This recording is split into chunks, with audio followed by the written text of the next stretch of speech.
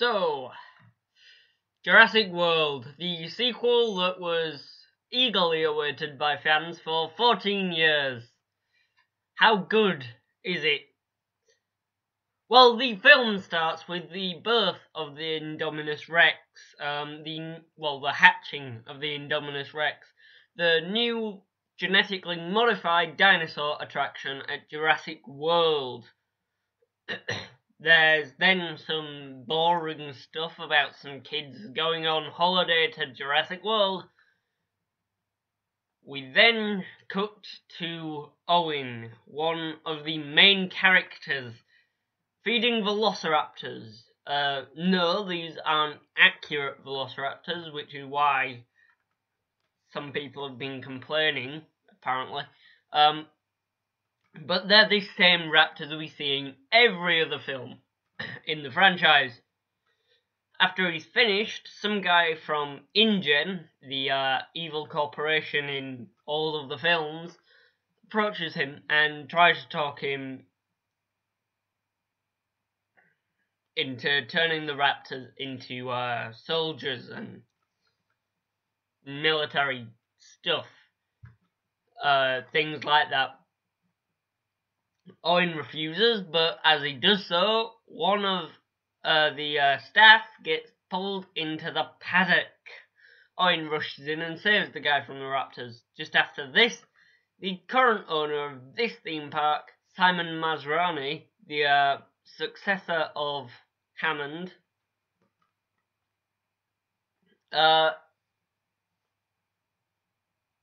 inspects the Indominus Rex.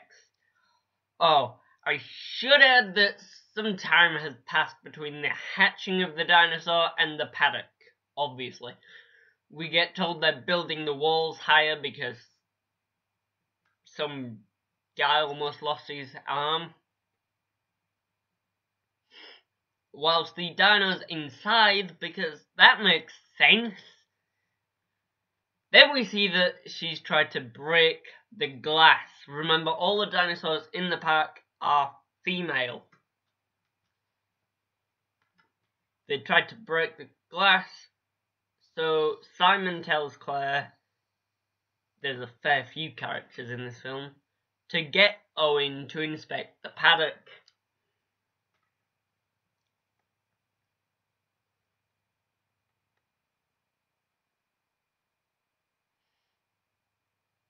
So Claire asks Owen, wastes 5 or 10 minutes joking around about a past date we're supposed to know about or something. He then inspects the paddock and finds claw marks all the way up the wall, indicating that the Indominus has escaped. I should point out that Claire pisses off to Control after the thermal cameras pick up no thermal traces.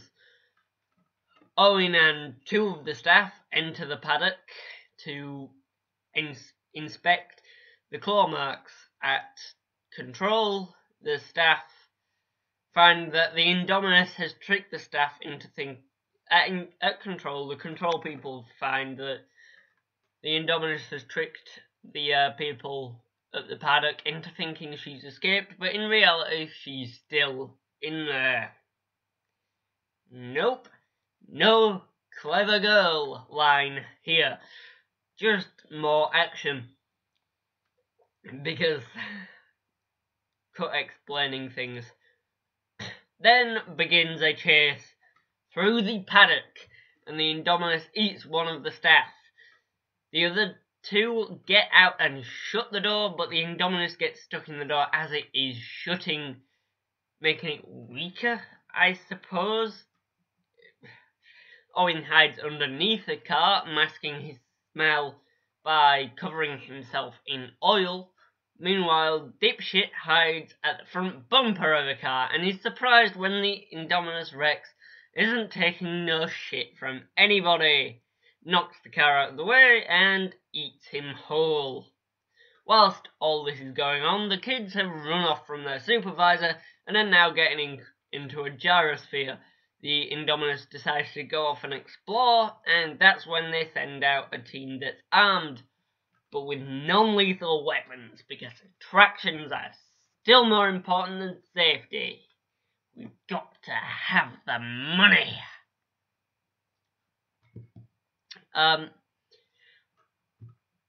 Owen comes in and tells the team is going to die, because obvious foreshadowing is obvious. Then comes one of the most genius moments in the entire film. The Indominus Rex emerges from the trees, and you don't manage to see it until it's almost completely out of the trees. Oh, and I completely forgot about the mosasaur that we see when the kids get into the park. That'll be important later, and it is absolutely amazing. But anyway, the Indominus doesn't give a shit about the weapons the team carry and takes them out in about 2 minutes. 2 minutes in total to kill them.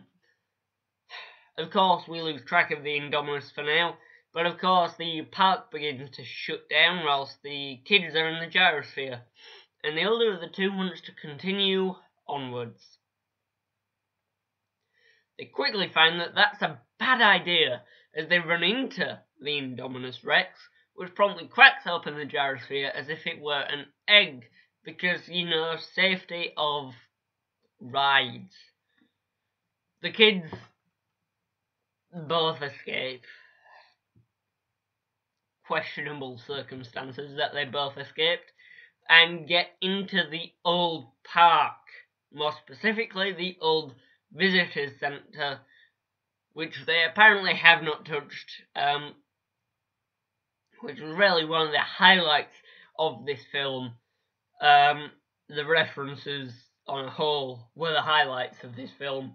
The kids both, they apparently know, the kids both apparently know how to fix cars, so they do, and drive off in one of the old tour cars, specifically number 29, which I think was one of them that featured in the film, the original film.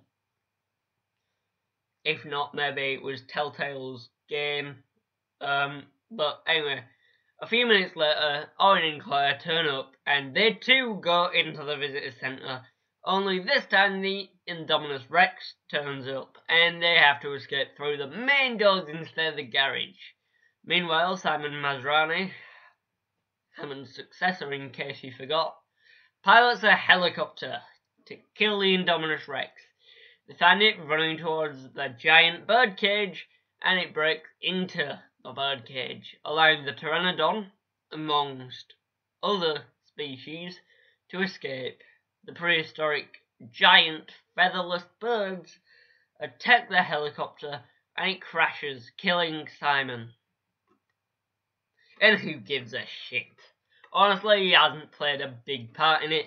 We barely know anything about it. But yeah. As a result of Simon's death, InGen seizes control of the park.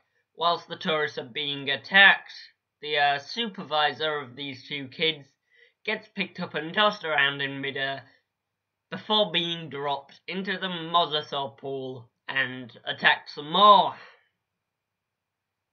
Both the attacker and the supervisor become snacks for a hungry mosasaur.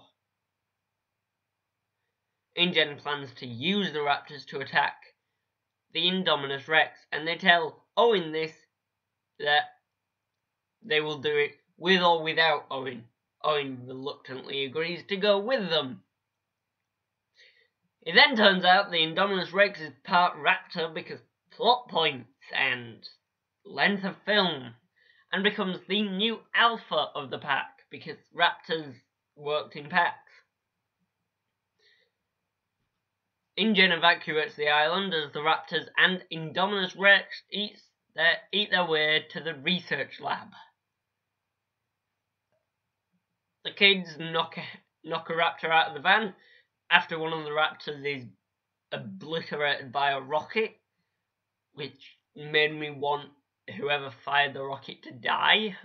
I was actually wanting the raptors to win in this case. But yeah, Claire tries to get away in a van. They hide in the visitors centre, the new visitors centre, and are found by the raptors.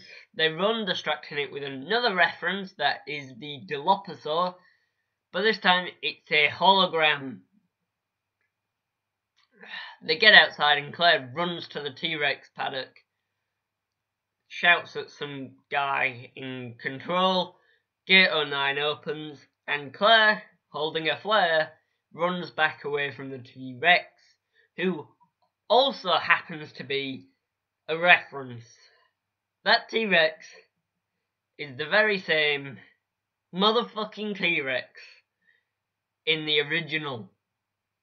The T-Rex, joined by the raptors, who have Julian inside again, attacking Domus, leading to the Mosasaur claiming the kill, and the island being left to the dinosaurs once more.